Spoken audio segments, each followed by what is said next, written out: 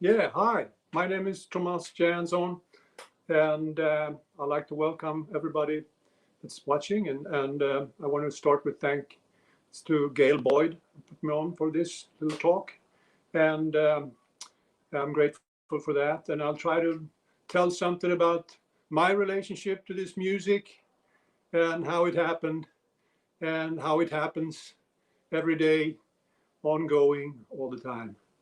When you dedicate your life to the jazz music, basically. So it becomes something you're waking up at nighttime with, and you waking up and you go to sleep with, and so and so.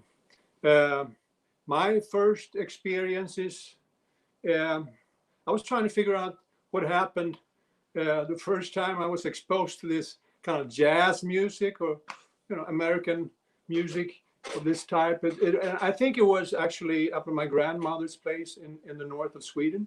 Something on the TV there with, I know it was Clark Terry for some reason, playing with a Swedish big man named Four Leaf Clover, and um, and I must have been maybe 7 years old or something. But it was like, wow, I was like so transfigured, no, trans uh, transfixed by that, I would say. And so it was very inspiring, and that's put some seeds, I guess. And then further on, I became a cellist. Actually, I played the cello when I grew up.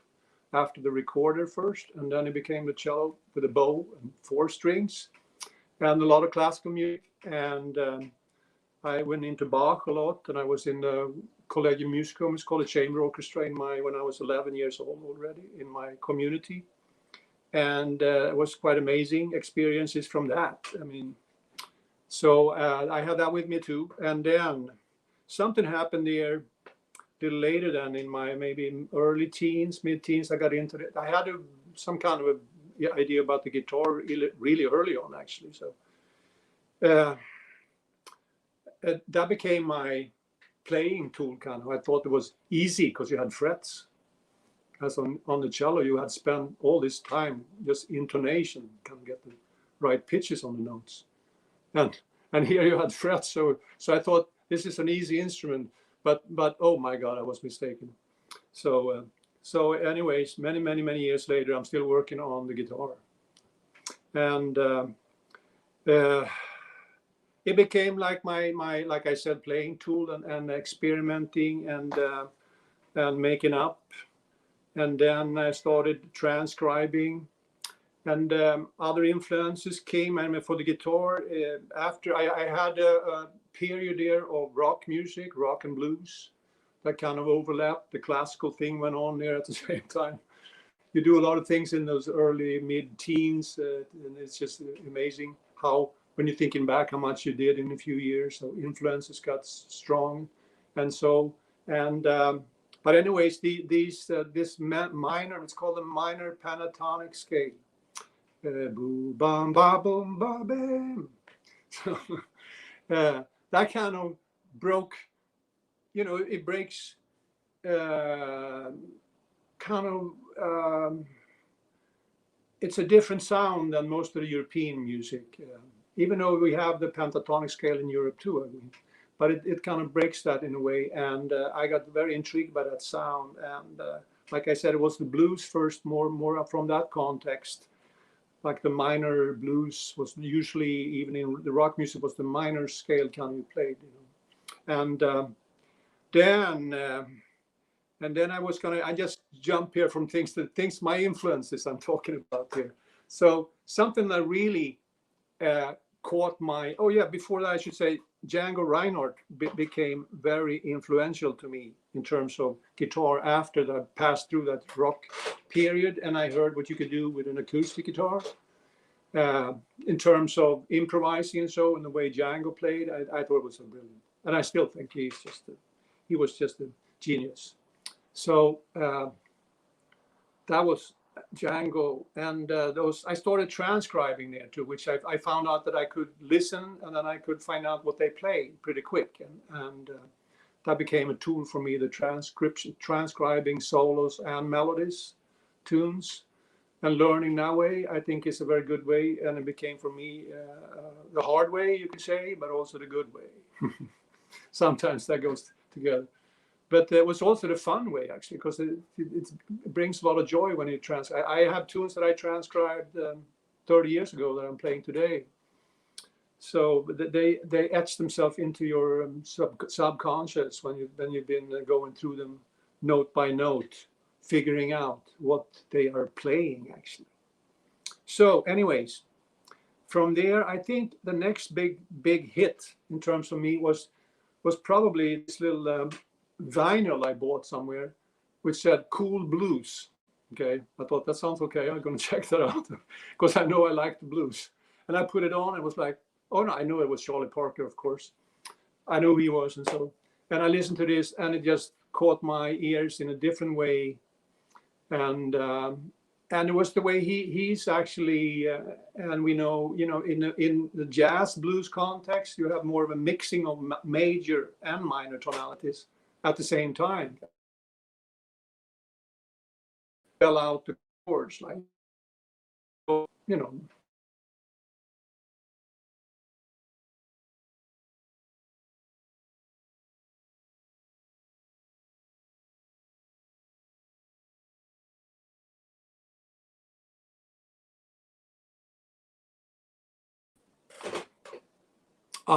Is it back?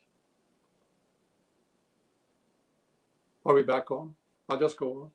So, anyways, Yes, you're back on. Major to minor thing became, and the way the jazz blues spelled out the chord, told the story this way was for me mind blowing. So I was a Charlie Parker fan from then on, always, and also somewhere along the lines there, I started listening to Wes Montgomery, and that's what Gail asked here in the text on what was the first record you bought. And I think one of the first ones I bought was this compilation of Wes Montgomery Riverside recordings, like 6 LPs, 6 vinyls or something. Somebody told me in the story, you get that one, because that's his Riverside recordings. And I did, and then I was busy with Wes Montgomery for many years, just listening to him and transcribing. And I could not figure out what was so amazing about it, but it was just so amazing. And I've been trying, and I'm still figuring out.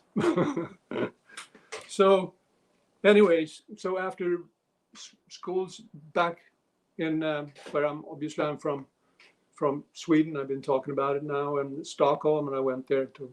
I'm not going to talk about schools. I did the schools, and went to the conservatory there, and then I figured, I'm working with this jazz music. I got to go to America. I got to find out the sources, and so I went to America. I was going to go to New York first, but I found out there were so many Europeans standing in line waiting to play solo. I figured out. So some friends of mine said, go to LA, go to this school in Los Angeles, guitar school. And I found out that Joe Pass lived in Los Angeles. And this was, anyways, I gathered myself and went to LA to this guitar school. And also I was on my way to see this Joe Diorio, the master jazz guitarist that I've been checking out from back home there. He took me in finally after a while. It took some time. So that's another amazing meeting of mentors. There's been a lot of mentors for me.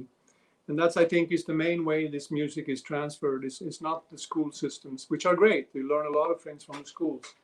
But in terms of the real nature of this music and everything is more subtle than what you learn in the schools, I think. It's more of a transfer from person to person. I will talk about the many different people I met here, but Joe was then one of the first ones. I would play with him, he would say, suddenly he would say, now I hear you. And then he got quiet and I was playing and I didn't hear anything. And then suddenly he said, now I hear you. And then so that went on like that. And then I realized that when he said, now I hear you, I thought I did something cool myself in one way or another. I heard myself too in a way. So it was like, there is something happening here when you're playing, like some things are working, transferring to somebody else, and other things are not. And so no, this is amazing. I mean, wow, I got to hang with this guy. So I did. I spent as much time I could with Joe Diore at his office there at GIT in Hollywood, California. And he kept writing these incredible reharmonizations of Stella by Starlight. We could do in the morning, we did the science kind of thing, you know, playing the intervals and the chords, what you could do with them. And then in the afternoon, we would play tunes and so on. But just amazing.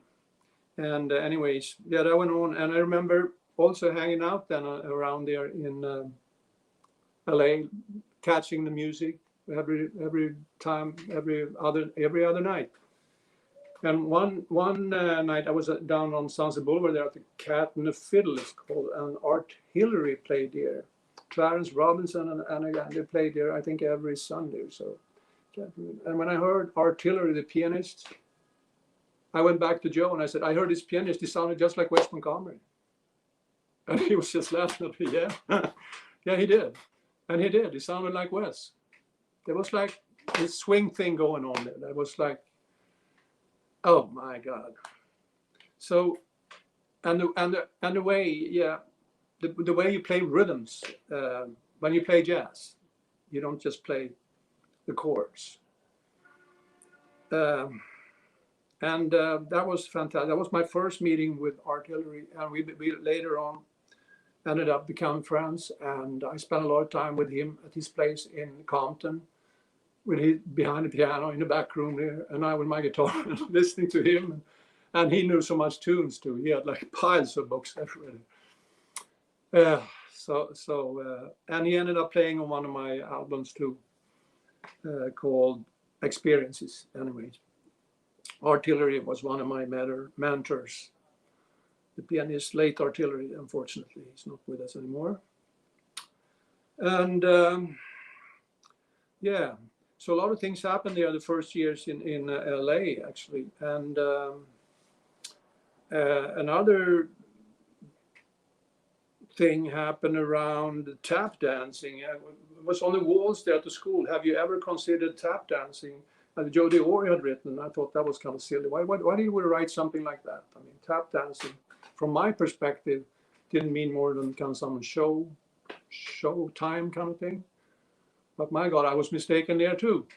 And I had a big lesson when I was being picked up by Alfred DeCio to play with him in his tap dance shows. It was guitar tap. And suddenly I was touring with him playing Cute and tunes like that, and learning learning the rhythms from tap, and the stories about how that worked out. Like they would tell me. I remember talking to Roy Haynes. He said he learned from tap dancers when he grew up, how they played the rhythms, and he would pick it up to the snare drum. And so, and all this going on between tap and so learning the rhythms of jazz. That was a big lesson for me. And yeah, a lot of stuff happened there. Yeah.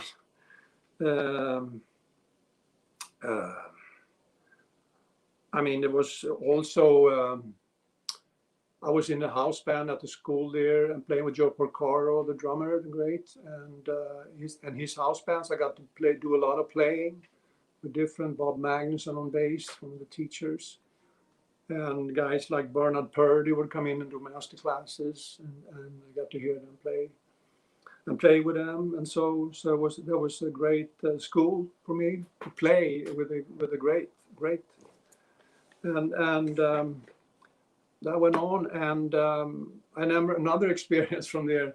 Maybe my first experience with like a, close experience with an American drummer, and I found out later that was Frankie Dunlap. It was a little place on Sunset Boulevard, not far away from where I lived, and I went down there with my guitar, and he was playing, and they were playing in there. There was almost no audience, and it was Bob Hammer on piano. He had played with Mingus, I heard later on, and so they.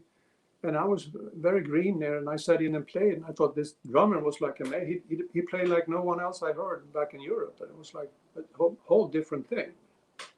And he was, he was swinging, played the drums, but it was like nothing like what I've heard, and it was like so amazing experience. So that got me hooked right there. and some kind of a magic experience actually. So it's been going on like that, and I've had especially I was going to say something about that. My relationship to drummers have been special then, because not too long after that I got in touch with Sherman Ferguson in Los Angeles.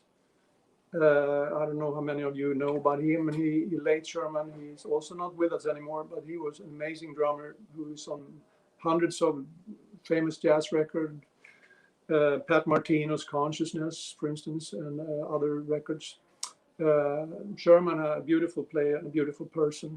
So we socialized a lot together, and we played a lot together in LA. Different. I remember the first gig we had in the local bank there, where now I met my wife in LA too, and we live not far away from something called the Broadway Federal. And they had jazz like on Friday afternoons in the bank. So we played it with me, Sherman, and Dave Carpenter on bass. And I remember, I think maybe that was the first time I played with Sherman. And then after that, we were locked together. And he played on my first record too, called Exchanges. And he's on drums there, and I had to big influence. And then I heard this girl. There was a place there in LA called Belage, where all the greats played. Art Farmer, Billy Higgins, George Bohannon. They all played at Belage.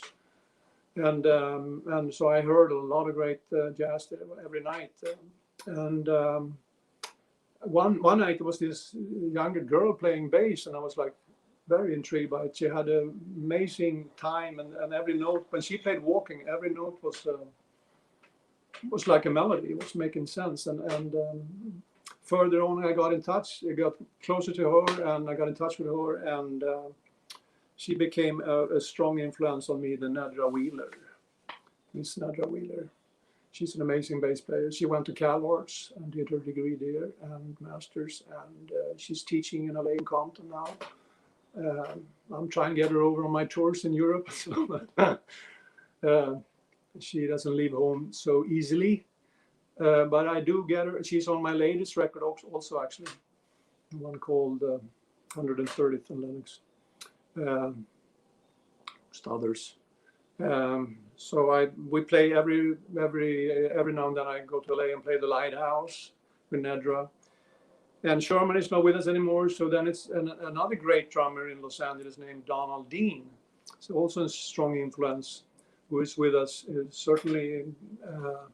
And he's been playing with me. He's also playing on this recent album. Donald Dean, the great, who played with Eddie Harris and many others. And he was that famous record, Swiss Movements, if somebody knows about, maybe.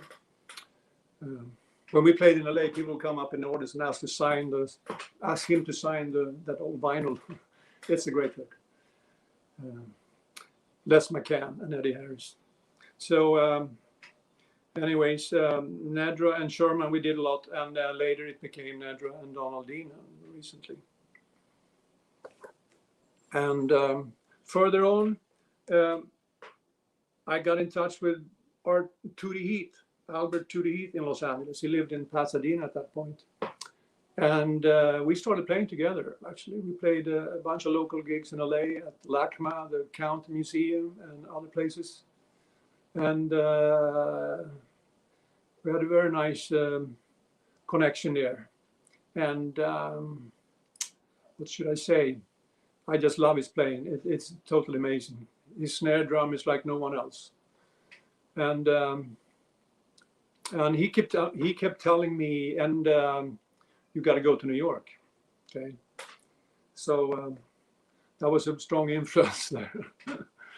And finally, I did a recording. It was still in Los Angeles then, but I was on my way to New York by then. And that was with Tootie and Artillery that I told about. And Jeff Littleton, a great bass player in Los Angeles, who's playing. I played a lot with amazing bass player, Jeffrey Littleton.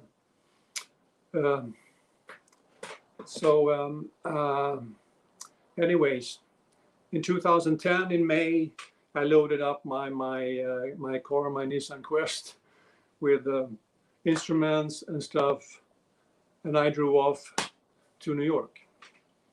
And that was quite a step. So it was very, very, it took a big step for me, a long ride. But it goes quick. You get across, you go the Route 66 backwards, past Winona, and and finally I got to New York. It took a little more than a week. And I'm coming in the Holland Tunnel, and I stayed with a friend in Brooklyn.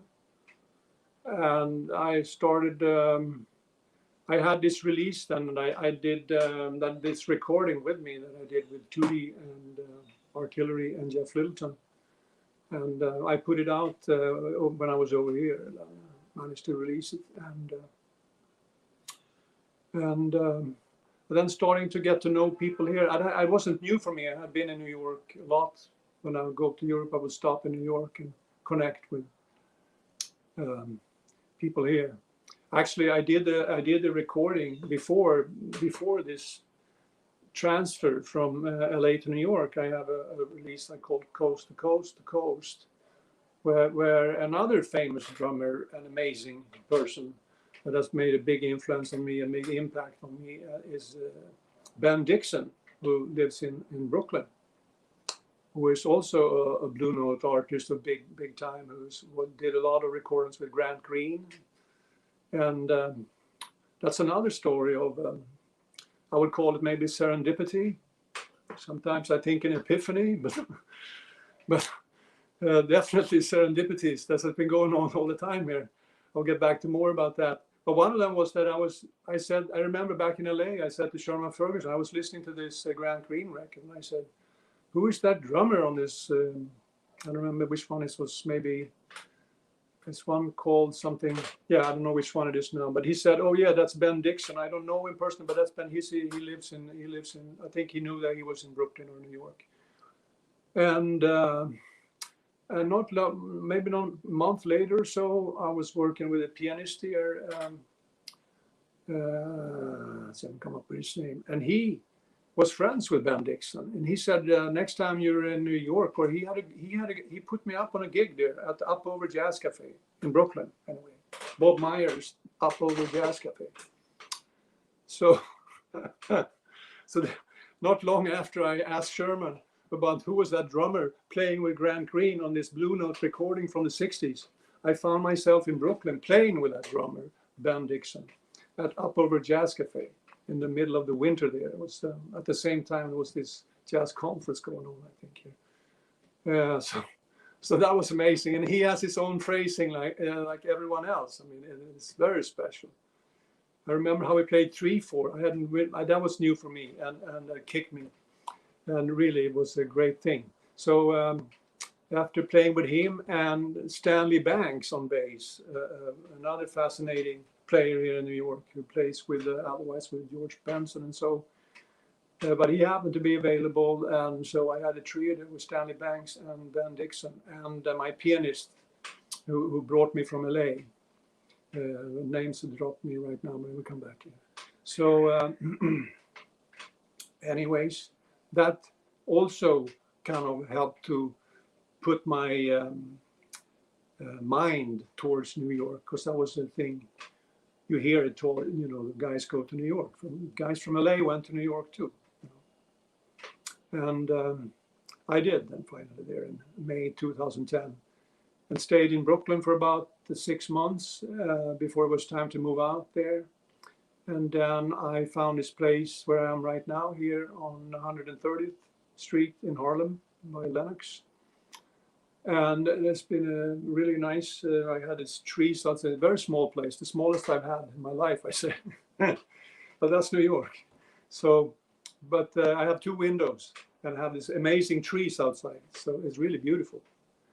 And every year around January, it used to be before they took down this tree and closest, this peregrine falcon would come and sit down by my window here from right after New Year's and kind of spend a few days for the new year. It was connecting, I imagine. So I'm in a special place. And this serendipity stories has been going on, kept me going. What's it? Kept happening here in New York also, always. So once I got closer, I had been here quite a few years. It took time to get installed and finding the place to play and new people, new situation, new city. I mean, even though I've been here briefly every now and then, this is a different thing. You kind of have to start over in a way. So in New York City, and I did. It was really great. I had this steady gig in Inwood, a place called Garden Cafe for every week there. So I play duets there with a long line of great bass players here, including Curtis Lundy, Esiet, Cameron Brown, Ken Filiano, Gene Perla, Junie Booth, who just left us, unfortunately. We did a lot of playing together too. So also an influence. So New York, that was it. Okay, here I got to be here to further move on. And like I'm trying to get to is that it took a few years to get to the situation when I'm getting so frustrated, so I really got to make this recording. That's kind of how it happens. So I just got to record. So I didn't know how to start because this is a new city. I didn't have any recording studio. I didn't know like in LA, I have a place where I record, and I have Nolan Shahid there, who's been my studio recording engineer and mastering engineer, everything. Amazing man, a musician himself, a trumpet player. And but here in LA, here in New York, I didn't have that. So I figured, okay, I go to LA and I start there. I do a few tracks over there to just get started, and I did. So there I started with Nedra and Donald Dean on trio, and that was nice. So then finally, I gathered myself and I got in touch with Steve Nelson here in New York, and because I admire his playing and I've been in touch with him off and on, and he said he was interested, and I wanted to do something with Vibes. So, and from before I knew Chuck McPherson, another drummer with a strong style of his own. And oh my God, time is running out here. So I ended up recording with Chuck McPherson, who had been touring with me too, so we knew each other quite well. And also Hilliard Green on bass and Steve Nelson on Vibes. And that record came out in 2019 and was actually one of the best albums 2020 by Downbeat. So I'm happy for that, of course. And that's the most recent project that I've done here now. And then came the pandemic, and we all know what happened then. I ended up actually being able to do playing. So I have a side thing. I do playing solo guitar from the classical guitar. I'm a classical guitarist also beside, and I have a program I call From Bach to Jazz, where I improvise on classical guitar too. So that I could do. I played over in Europe doing it in churches around there where I could get it for this summer and the one before, and that helped me through the pandemic. That's what I was going to say. So it's good to have some different things going, I think. Anyway, I want to mention all these great. There's so many more people here to talk about that I've been influenced by. But one of the serendipities I want to mention is how I woke up. I wake up at nighttime a lot of times. And one night I was sitting here meditating when suddenly my CD player started to crack on. It never happened before or after. And then it came on, and it has CDs in the old style. And it played Monk's Mood. And so that became a message, I thought, my fantasy. So I recorded Monk's Mood, and that was one of the first tunes I recorded there in LA. I made an arrangement right away. It's an amazing composition by Thelonious Monk. One of his amazing, that I'm a constant student of. course. And so I want to mention, I did mention quite a few people. Here at Juni, I miss him. He was with me playing in Erie, Pennsylvania, not too long before the pandemic hit, with the great Greg Bandy too on drums, who is with us, or I got given a call, by the way. He's in Columbus, I believe. Anyway, what else? Yes, I want to talk about the next project. So there's so much more to say. So this is about the influences, and this is ongoing. That's the amazing thing with this music, this American music, that I've been fortunate to come to from my background in Europe, and I do what I can and I have my own kind of take. Sometimes I play Swedish folk songs in the way we do. And Nedra, she's understood that. She's listened, and she kind of tunes into that sound, which is a little different. But there's only like it's only good music and not so good music. So I take it from there. And I want to say the project I'm working on right now, it has the working title Nomad Jazz. No Mad Jazz, but maybe Mad Jazz too, so it's Nomad. Yeah, and it's going to be released next year. I started recording. Now again, I started in LA recording 3 tunes.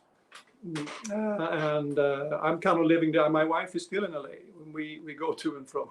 It just happened like this way. So I go over. I recorded 3 tunes over there, 3 originals.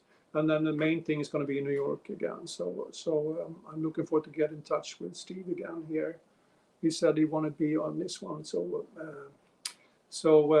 we'll see what happens. But I'm working on writing new music, and of course it will be standards too from the book, from the canon.